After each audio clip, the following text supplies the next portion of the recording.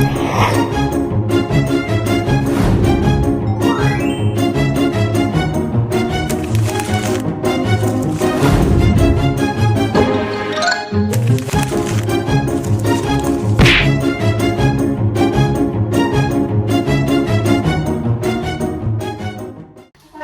warahmatullahi wabarakatuh. Waalaikumsalam warahmatullahi wabarakatuh. Selamat pagi Mas dan Mbak.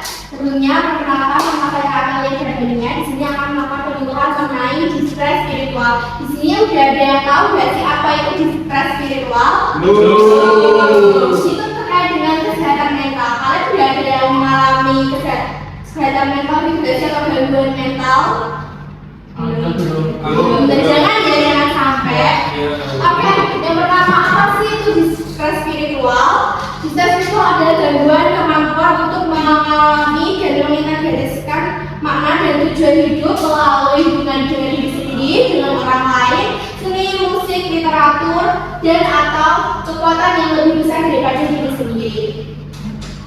Oke, selanjutnya apa sih kebutuhan spiritual? Kebutuhan spiritual itu mencakup kebutuhan cinta, harapan, kepercayaan, kebutuhan untuk memaafkan dan dimaafkan, yang kelima ada kebutuhan akan martabat.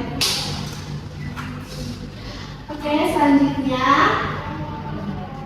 aspek spiritual. Ada yang tahu nggak sih apa aja aspek distress spiritual?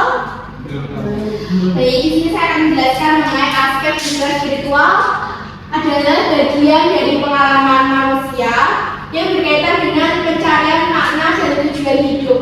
Aspek ini juga mencakup hubungan dengan diri sendiri dan juga hubungan dengan orang lain, hubungan dengan alam semesta. Di sini udah ada yang kayak pernah bingung dari sama hidup sendiri gitu.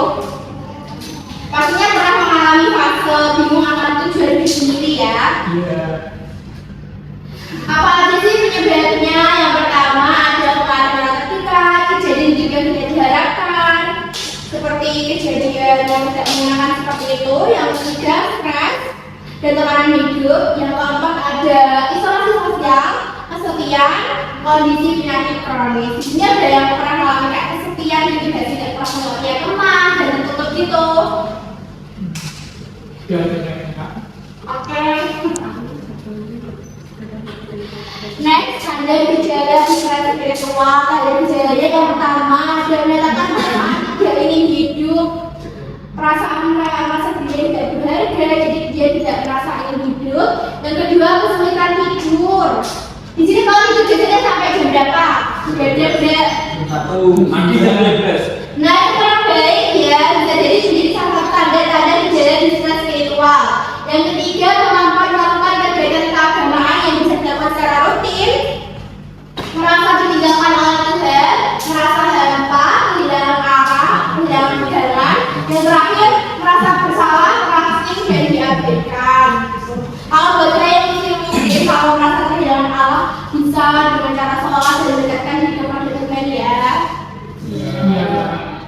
Karakteristik distress spiritual yang pertama kekurangan harapan, arti dan tujuan hidup. Yang kedua mengekspresikan perasaan diabaikan oleh merasa marah terhadap Tuhan, menolak interaksi dengan teman dan keluarga. Di sini ada yang pernah stres sampai nggak mau berkomunikasi dengan teman atau keluarga. Jangan sampai ya kalau bisa.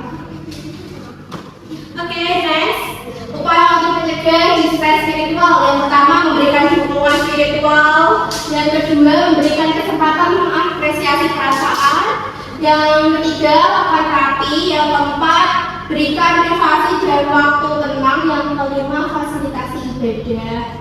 Jadi gunakan waktu kalian untuk hal yang baik ya. Jangan gunakan untuk hal yang tidak baik untuk mencegah distress spiritual seperti itu. Mari kita jaga kesehatan mental dan fisik mulai dari sekarang. Sekarang udah ada yang tahu nggak sih apa itu tentang distress spiritual setelah saya menjelaskan tentang tadi? Boleh tolong diisi Google Form yang sudah saya isi ya teman-teman. Nanti setelah diisi bisa langsung dikirim ya. Saya tunggu 5 menit. Baik, setelah saya menjelaskan tadi ada yang bertanyakan apa tidak. Kalau yang ditanyakan boleh bertanya. Ada kak, mau tanya. Iya, apa yang terjadi jika kebutuhan spiritual tidak terpenuhi kak? Kebutuhan spiritual jika tidak terpenuhi dapat mengakibatkan seseorang merasa kehampaan, kehilangan pasangan, dan kehilangan makna hidup seperti itu.